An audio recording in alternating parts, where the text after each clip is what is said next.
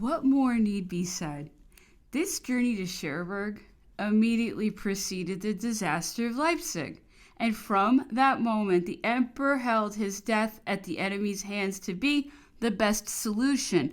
The defection of the Austrians had changed the whole situation. The army of 1813 was broken up and forced to retreat in haste. Although formidable to the last, it crushed the Bavarians who attempted to obstruct its retreat to Hanau. Throughout these disasters, Marie-Louise pursued her customary routine and contrived to show a smiling countenance, although surrounded by traitors. Returning on November 9th to St. Cloud, the emperor was unable to remain there, so moved into Paris on the 20th, contrary to the wishes of Marie-Louise, for it was said the air of St. Cloud suits her better than that of Paris.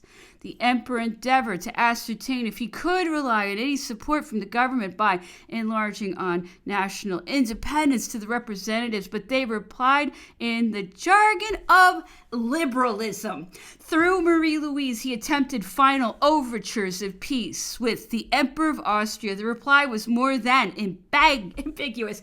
This will cause some delay to begin with. Afterwards, it will settle itself. Please God. The fabric was crumbling. Nothing remained to Napoleon but his people and his sword. Accordingly, he hastened again to throw himself into battle, leaving the Empress's regent in Paris with the remark that she herself has more intelligence than all the counselors.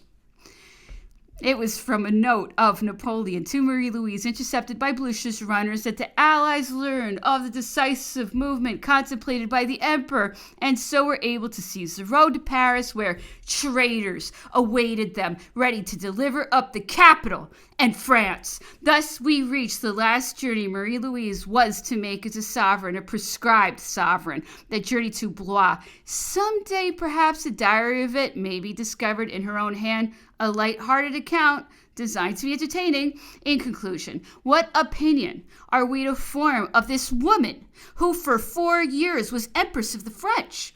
For the few months during which she bore the title of regent, she was nominally empowered by the emperor to direct everything until the moment came when she ought really to have taken the reins.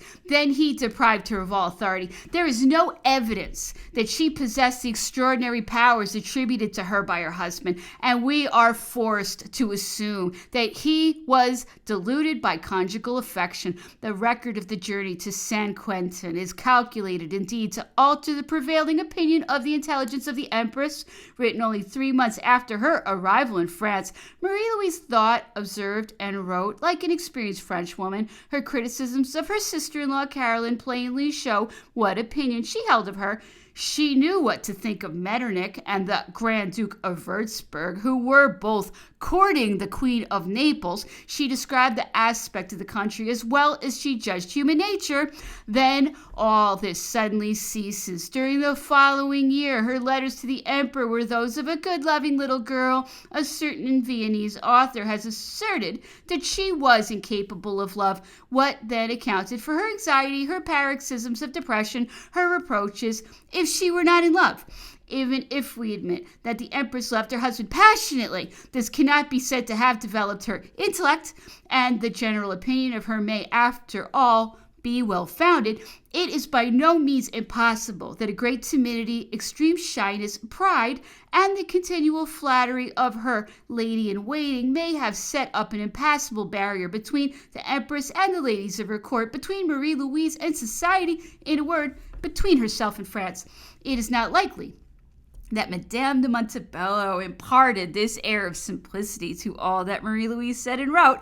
Her father employed his leisure in making sealing wax, of which he was as proud as of his crown. Yet, unless we are to believe he had no part in the policy of his government and that his ministers were entirely responsible, we are constrained to recognize a continuity in his purpose. For no matter what advisor he summoned, he persistently followed his own line, which might bend or twist, but never broke. One might be tempted to regard the emperor as the puppet of a caste from which he recruited all his servants, and to which his wife, his brothers, his cousins, and all those who surrounded him belonged, and which influenced his ideas and procedure. But On the day when of the most famous of the archdukes, the only one who may be said to have acquired personal glory, ventured to oppose the emperor's decision, describing them as felonious, he was swept aside and vanished.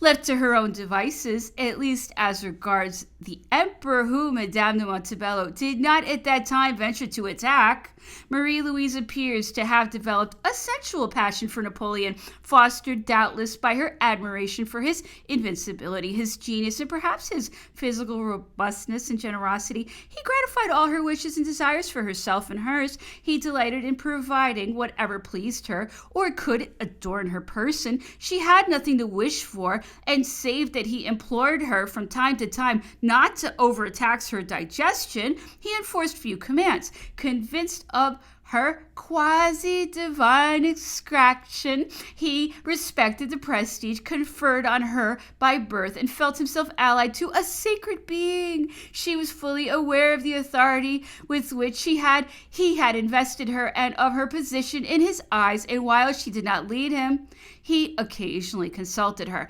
Yet she knew nothing of her world and was not interested in the seclusion the emperor prescribed for her, and in which it was her own pleasure to live, in anything beside herself, the duchess and the baron. What of her son?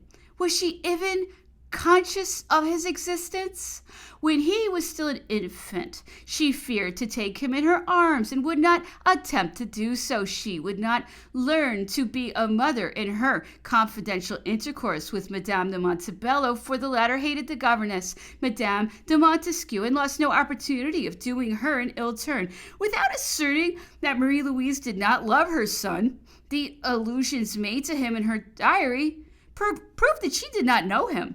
The only motive by which she was imperiously dominated was her feeling for her father and her brothers and sisters. Nothing conflicted with this when she was uprooted from her environment. Madame de Montebello alone could have counteracted it, but she was indifferent. No other influences counted. Red women, white women, black women, all were of negligible importance in the eyes of Marie Louise. There was, of course, the emperor, but the reasons for his ascendancy have already been explained, and chief among them were the imperative and exacting demands of the young wife's temperament. Herein lies the true explanation of the story. It is not flattering to human nature, but it must be remembered that while fortunate Austria gained by marriage what other nations conquered by the sword, her daughters bore the hallmark of a fatal dowry. Wretched woman!